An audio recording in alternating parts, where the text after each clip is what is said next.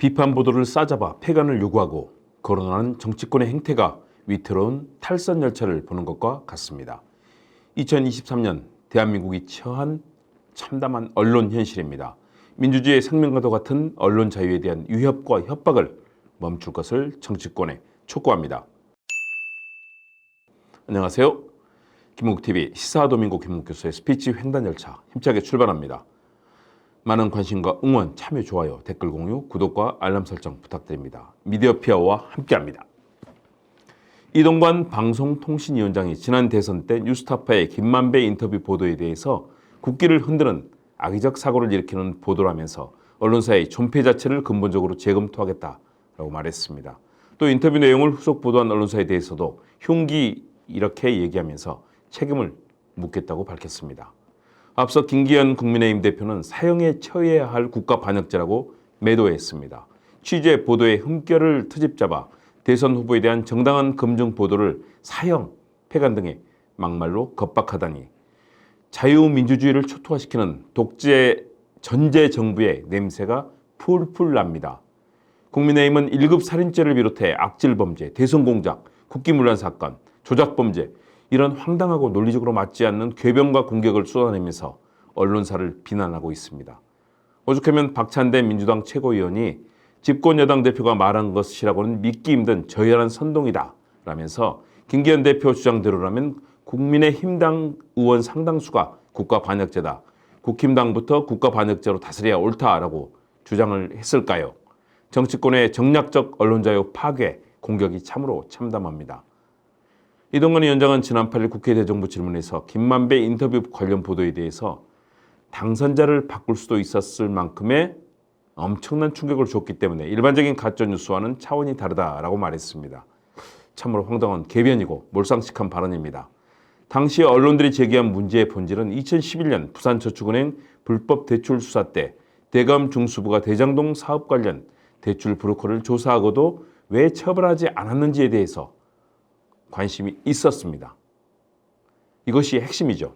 이 브로커에게 커피 타준 검사가 누구였는지는 격가지일 뿐입니다. 좀 더 완벽한 보도를 했으면 좋았겠다는 아쉬움은 있지만 언론으로서는 당연히 해야 될 문제 제기입니다.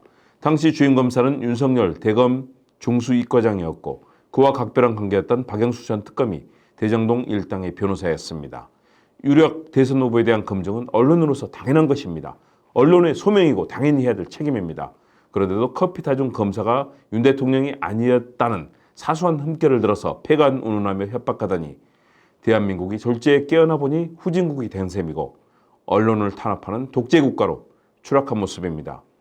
문제는 집권여당 대표와 방통위원장의 막말이 단순한 겁박이나 협박에 그치지 않는다는 점입니다. 더 우려가 커집니다. 윤 대통령은 해외 순방 중인 지난 8일 방송통신 내용을 심의 제재하는 방심위 정민영 의원을 해촉해 여권 우위 구도로 방심위를 바꿔놓았습니다. 이미 몇 년 동안 알고 있고 여권 인사도 알고 있던 변호사 업무와 관련해서 어거지로 이루어진 잘못된 해촉 행위입니다. 말도 안 됩니다.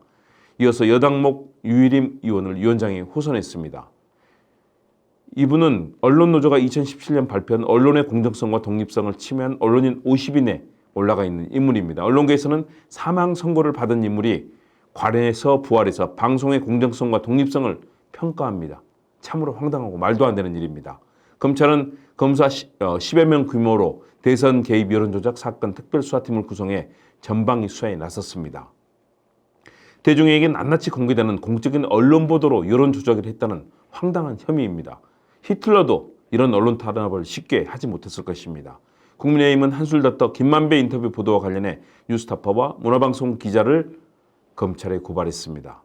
정부 여당이 마치 군사작전하듯 일사불란하게 비판적 언론을 옥죄고 겁주는 데 나서면서 언론 정확에 지금 출발했다는 그런 비판을 받고 있습니다. 시민들은 고물가 고금리에 먹고 살기 힘들다고 아우성인데 정부 여당의 기회는 오직 정략적인 성공을 위해 민주주의와 언론 후진국이자 독재 국가로 가는 것을 찬양 고무하는 목소리만 들리는 것 같습니다.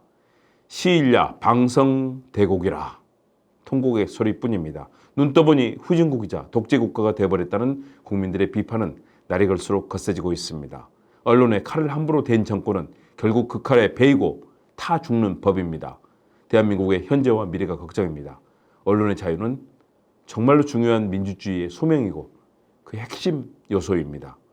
언론에 칼을 대고 폐간 운운하는 정치권의 행태 반드시 바뀌어야 됩니다.